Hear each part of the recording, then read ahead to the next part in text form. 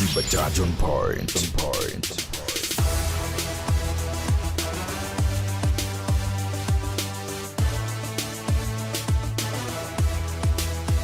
On point. On point.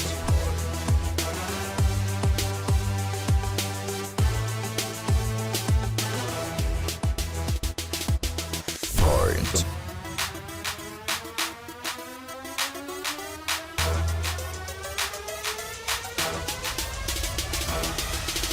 Kibajaj on point. On point.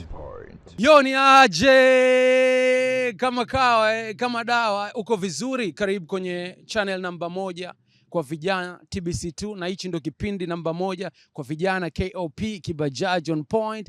Nimekaa of course nyuma ya bajaji ambayo leo ndo tutapiga nayo misele, unajua Kali Evara, kinara imara, kiongozi wa msafara unyayo Kambale, Sean Khalifa. Kama ulikuwa hujui nakupa taarifa, guess what? Hii nimekusogezea kwako wewe kijana kama fursa, au sio bana? Leo kwenye KOP Kibajaj on point ninaye of course mwanetu, kijana mwenzetu au vipi Gabriel bana kutoka UTT AMIS, na leo tenda kuzungumza juu ya fursa ambazo kijana anatakiwa zifahamu kwenye uwekezaji, au sio bana? Tapiga story kadhaa, wewe utaelewa pia kama kijana una umuhimu gani pia kuwekeza, au sio bana? Kuna umuhimu gani wewe kuweka pesa zako UTT AMIS, au sio bana? Na vitu kama hivyo. So elimu ya kutosha inaenda kupatikana leo hapa kwenye KOP. Shark wa Baraka Ndoto nyuma kamera, au sio bana? Niko hapa mwanangu, tunaondoka kama hivi. Twenzetu bana. Bana huyu hapa ndo bwana Gabriel, njoo kuone. Bwana huyu hapa ndo Gabriel. Vipi baba? Asante sana. Kwema ndugu yangu? Tuko vizuri? Tuko vizuri kabisa. Unaona kaunda nini? So unajua mitoko fulani hivi ya kiafsa. Tuko vizuri? Tuko vizuri bwana. Nashukuru sana bwana Sean. Sio bana, tuko naye sasa, tunaingia zetu kwenye bajaji yetu kama kawa misele, story kibao za kutosha, au sio bana? Usiondoke, baki na sisi TBC2 Kibajaj on point. Twenzetu mwanangu. Suka hataki kuonekana huyo.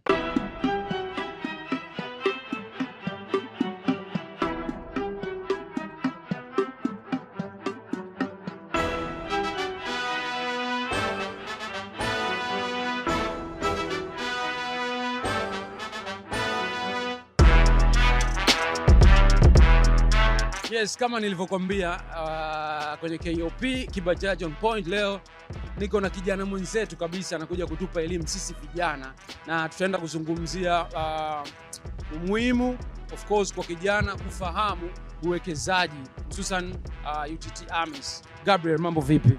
Poa ndugu yangu. Kwema? Tuko vyema kabisa. Unajisikiaje kupanda bajaji? Najisikia furaha, najisikia kwa namna nyingine ni experience tofauti. Leo najisikia kama Mondi vile. Nimepanda bajaji, nipo live. Aina noma. Inawezekana ni swali ambalo unaulizwa mara kwa mara, ama ni swali ambalo umekuwa ukilijibu mara kwa mara, lakini kwa anayetazama sasa hivi kijana natamani pia kujua UTT AMIS ni nini na kwa nini kijana awekeze UTT? Kwa sisi ambao hatufahamu ama tunasikia kidogo kwa mbali, hatuelewi, UTT ni taasisi ambayo ipo chini ya Wizara ya Fedha, ni taasisi ya kiserikali kabisa. Kazi yetu kubwa ni kusimamia, kuendesha na pia kuanzisha mifuko ya uwekezaji wa pamoja. Lakini haishii hapo tu. Jukumu letu pia ni kutoa elimu kwa vijana na kwa wawekezaji wengine juu ya uwekezaji wa pamoja na nguvu yake kiujumla. Asante. Sawa, leo tunazungumzia umuhimu wa kijana kufahamu fursa za uwekezaji na UTT.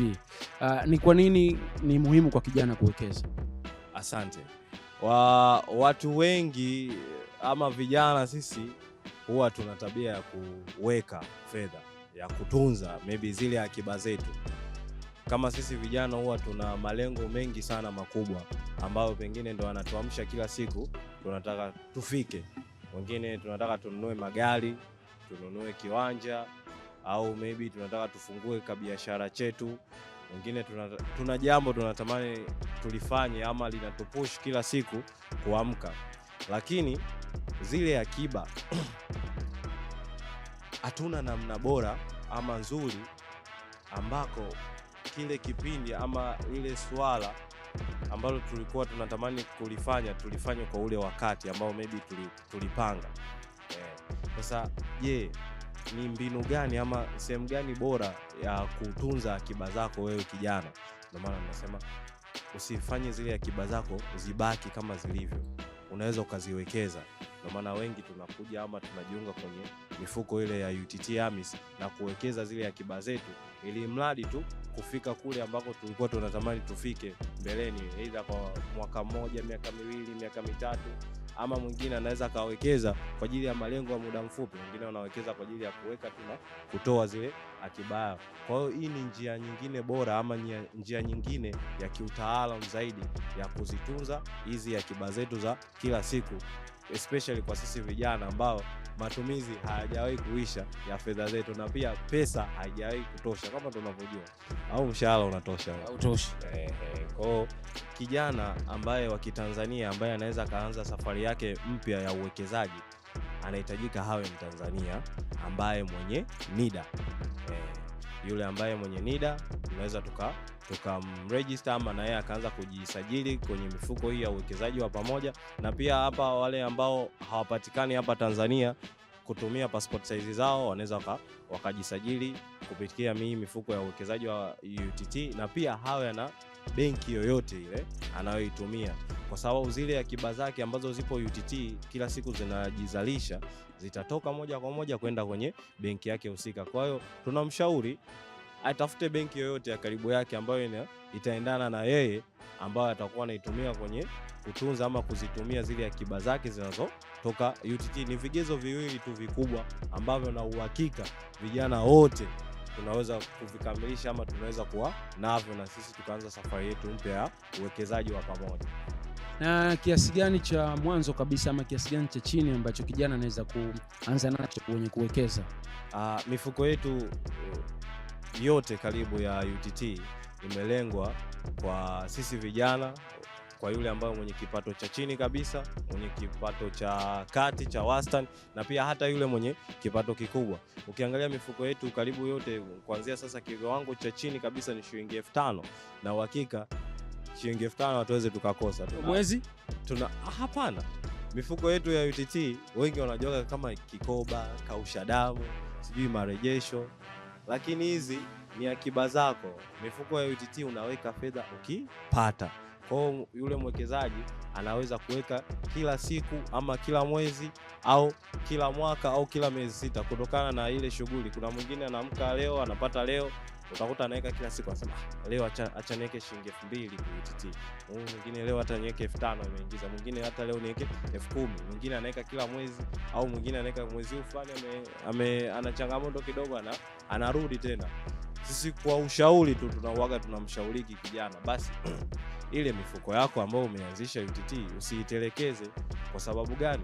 Hii ni kama chura akiwa anaruka, yuko pale hewani pale juu, kampiga na teke, ongezea mwendo. Kwa hiyo ukiwa una tabia ya kudunduliza kwenye kwenye mfuko wako ya UTT, faida zako pia zinazidi kuwa kubwa.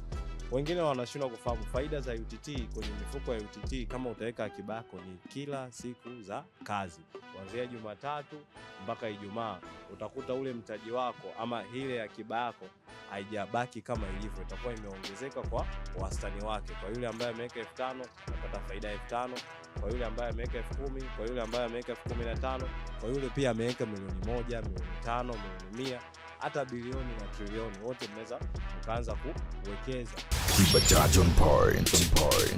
Ni fursa zipi za uwekezaji UTT inawapatia vijana? Cha kwanza kabisa ni urahisi wa kufikia zile sehemu ambazo pengine labda yule kijana mwenye kipato kidogo akashindwa kuzifikia. Sisi UTT tunavyochukua rasilimali fedha hizi kutoka kwa wawekezaji ambao ndo sisi vijana, sasa tunaenda kuziwekeza katika masoko makuu mawili. La kwanza kwenye soko la fedha na dhamana za kudumu za muda mrefu na za muda mfupi, na pia soko la pili ambazo tunaenda kuziwekeza zile fedha za mwekezaji ni kwenye masoko ya mitaji ama hisa. Unazosikia hizi hisa za CRDB, hisa za NMB, hisa za Vodacom, hisa za TBL. huko kwenye soko la hisa Dar es Salaam, huko ndo faida zinapopatikana. Kwa hiyo sasa leo kijana mwenye kipato kidogo, labda alikuwa anataka afungue labda akaunti yake maalum ya benki, labda fixed account ya ambayo labda kianzio ilikuwa ni kuanzia 500,000. Kwa hiyo mimi leo kijana mwenye shilingi 5,000 au mwenye kipato changu kwa siku ni shilingi 10,000, nitashindwa kuwekeza au nitashindwa kuweka akiba yangu huko. Kwa soko jingine, labda mimi nitaka nimiliki bondi ya serikalini, nianze nikanunue bondi labda BOT huko, ambao bondi moja kwa kiwango cha chini kuanzia milioni 1. Kwa hiyo utakuta mimi mwenye kipato changu kwa shilingi 50,000 kila mwezi nitashinda kufikia hilo soko. Sasa kuna mtu ambaye ndo fund manager ama kuna mtu ambaye ndo UTT. UTT yeye anachokifanya na kusanya zile rasilimali fedha kutoka kwa wawekezaji mbalimbali tofauti wenye viwango tofauti. Mimi mwenye 5,000, 10,000, milioni 1, milioni 5, zote anazipeleka kwenye hayo masoko, ambayo hayo masoko pengine mimi nilitamani kuyafikia, ila kwa kiwango changu kidogo nitashindwa kuyafikia, ila kupitia UTT naweza nikayafikia kiurahisi zaidi, na pia nikaweza kupata faida shindani. Kwa yule ambaye ameweka milioni 50 atapata faida ya milioni 50, kwa mimi ambaye nimeweka 10,000 nitapata faida ya 10,000, huko hivyo. Kwa UTT anamrahisishia kijana kuyafikia hayo masoko kiurahisi na yeye kupata faida shindani, na pia kuwa mshiriki mmojawapo wa hayo masoko, na yeye kujigamba akasema na mimi jamani, na mimi mtaani na vipande vyangu hapo UTT, niambie chochote. Nahusika kabisa, nahusika mimi, sijaachwa mbali. Nyie mmewekeza, mmewekeza. Anatamba, haijalishi ameweka shilingi ngapi, haijalishi ameweka shilingi ngapi, yeye anatamba. Kwa nini anatamba? Na UTT AMIS. Oya, UTT AMIS ndo habari ya mjini, au sio bana? Tulishazungumza sana. Twende tukapate short break, tu relax kidogo kwa muziki mzuri, alafu tarejea. Umetoka kuitazama video, of course hiyo ni ya mapiano, inaitwa Song of Hope, wimbo wa matumaini kutoka South Africa, inaitwa DJ Mariko, imeombwa na bwana Gabriel hapa. Asante. Ukaga nini na club one time moja ni? Hapana. Mix nini? Nikiwa kwenye bajaji hivi, kwenye gari, kwenye usafiri, nyimbo kama hizo napenda sana nizisikilize, zinani motivate. Wimbo wa matumaini, wimbo wa matumaini, Song of Hope, inasema one day it will work out. Fanya kazi tu siku moja. Hivi ni changamoto gani ambazo zinawafanya vijana wasishiriki kwenye uwekezaji? Changamoto kubwa ya kwanza huwa ni elimu. Waga elimu ya uwekezaji wengi hatuna bado. Tunajitahidi UTT na pia hata sekta nyingine kwa influence vijana hapa, hata pia hawa watu wazima kutumia fursa nyingine ya uwekezaji kama chanzo chao kingine cha kuingizia mapato. Ukiangalia sasa hivi takriban watu milioni 2 na kuendelea, wote tuna kipato, ni watu ambao tunaingiza fedha kila siku, lakini wawekezaji ni wachache. Vijana tunatakiwa tutambue kwamba utajiri wetu mkubwa ambao tuko nao sasa hivi ni muda. Ndio maana wengi tupo hapa, wote tumekaa hapa vijana, lakini na katika uwekezaji yule tajiri wa kwanza anasema it's not the money in the market but time in the market. Ukiwa una mwekezaji sehemu kama UTT AMIS, kuna kitu kinaitwa faida jumuishi ama compound interest. Zile faida ama zile akiba zako ukiendelea kuziacha muda mrefu, zina tabia ya kujidouble, kujitriple na kujicompound huko mbele kwa mbele. Kwa hiyo yule ambaye mwenye kipato kidogo anaweza kaanza kidogo kidogo, na pia kuwa na mtaji ama kuwa na faida kubwa zaidi kuliko yule ambaye anawekeza kwa ajili ya malengo ya muda mfupi ama mchache. Kwa hiyo utajiri wetu mkubwa sana vijana ni time. Na time ndio inatudetermine risk factor. Tunaweza tukatake risk kwenye vitu shughuli tofauti. Tunaweza kufungua biashara, tukapanda, tukashuka, tukafungua tena kingine, tukafanya hivi, na the same kwenye kuwekeza. Tunaweza tukaweka akiba, tukaweka. Mimi nasema na sawa, mimi nitakuwa naweka mwaka mmoja, miaka miwili, miaka mitatu, miaka 4. Ila tukienda na mzee wetu mwenye miaka 70, tukimwambia bana, wewe wekeza kwa miaka 5 utakuwa na milioni 100 au milioni 200, anakuwa mimi miaka 5 kweli nitaweza? Siweze. Ila kijana, wewe unaweza. Kwa utajiri wako, tumia muda wako mzuri, wekeza vizuri, take calculated risk, take the risk. Anasema yani failure ya kwanza yani ni kuto take risk at all. Kwa hiyo take risk, wekeza, tupia akiba, afu utaona matunda yake baadaye. Takwimu zinasemaje kuhusiana na vijana? Ni asilimia ngapi ya vijana ambayo imepata elimu ya kutosha na wamethubutu kuwekeza na UTT? Vijana ni wengi, especially wanachuo. Kwa sasa hivi naona wana wigo mkubwa sana, na sio vyuo tu hapa vya Dar, hata vyuo vya mkoani nimeona Mzumbe, vyuo vya Morogoro, wanafunzi wengi pia kutoka UDOM, vijana wengi tumewagusa. Hawa vijana wa mtaani pia nao wote wameweza kusema okay, kumbe UTT ni rahisi hivyo, naweza nikajisajili sasa hivi kupitia simu zao. Kwa hiyo vijana wengi wenye smartphone sasa hivi wanachangamkia fursa, wanachukua simu zao za kiganjani, wanajisajili, wanapata account number, wanaanza kutumbuliza kwenye vibugu vyao haba kwa haba, kidogo, na wanaona vibugu vyao vinalipa na wanakuwa motivated. Kwa hiyo vijana wengi tumejitahidi kuwafikia, na bado leo hii tupo leo na Shoni hapa, na uhakika kuna vijana wengine wapo nyuma yako, tutawafikia kupitia wewe. Amina. Sawa. Sasa ujue sisi vijana tunapenda kuangalia vitu ama kuona vitu vikifanyika na sio maneno. Kuna ushuhuda wote wa kijana ambaye alinufaika na kufaidika na uwekezaji ndani ya UTT AMIS? Wapo wengi ambao mimi mwenyewe pia naweza nikawa mshuhuda mmoja wapo. Ila ningependa na wewe uwe mshuhuda mmoja wapo. Ndio. Sijui kama wewe umewekeza ndugu Shoni. Nikitoka hapa mimi naenda kuwekeza. Yaani tukimaliza hichi kipindi mimi ni miongoni mwa watu ambao nitakuwa balozi wenu mzuri. Kwa hiyo mimi nikiwasema wale washuhuda wangu, na uhakika na wewe utakuwepo kwenye huyo mshuhuda mmoja wapo. Washuhuda wapo wengi sana, na washuhuda wengine sio vijana pia, hata watoto. Wa UTT kuna mifuko hata watoto. Sasa watoto wale si ni vijana ama tunaweka kwenye watoto? Hawa wadogo wanaweza kuwa wakubwa, wanakuwa wakubwa hadi akitimiza miaka 18 account yake, na yeye anaweza akatoa akaweka. Ila wengi wanatumia zile fedha za UTT, utakuta labda ndo hataki boom, hataki kufanya nini, mzazi alimfungulia mwanae mapema, akitoa zile fedha zake labda ndo anajisomesha yeye mwenyewe sasa hivi, au mwingine amemaliza chuo, zile fedha zake alizowekewa na mzazi ndo mtaji wake. Njia gani nyingine mnatumia pia kuelimisha vijana ili kusudi wajiunge na wawekeze pia na UTT? Tumejitahidi kushiriki kama hivi interview tofauti, pia kutumia online platform ambazo tunazo, page za UTT za Instagram, YouTube tunajitahidi, na pia ofisini kwetu kama utatembelea, kuna ofisi hapo Posta ambao ni makao makuu ya UTT AMIS, jengo la Sukari House. Kila siku kuna session kabla mtu kuanza kuwekeza ama kufungua account yake ya UTT, huaga kuanzia Jumatatu mpaka Ijumaa. Kuna session tofauti ambao wawekezaji ndio sisi ambao tunaenda labda kupata elimu zaidi kuhusiana na fursa ambazo zipo za uwekezaji. Kila siku huaga tunafundisha watu kuanzia Jumatatu mpaka Ijumaa, kuanzia saa 2 mpaka saa 10:30 tuna hayo madarasa yapo UTT. Ofisi zetu zote za UTT ambazo ziko hapa Dar es Salaam, na pia pale Dar es Salaam jengo la PSSF hapa Tower pale kabla pale na Mlimani City, ile jengo refu, kuna branch pale, pia kuna session zipo ambazo kila siku zinaendelea, na pia ofisi zetu za mikoani ambazo tupo Morogoro, tupo Dodoma, tupo Mwanza, tupo Kahama na tupo Mbeya, na pia tupo Zanzibar. Zote tunajitahidi kufundisha kwa kadri tunavyoweza, na pia kuhudhuria matukio tofauti, kuhudhuria vikundi hivi, mikutano ya vikundi tofauti tunahudhuria, mikutano mikubwa pia tunahudhuria.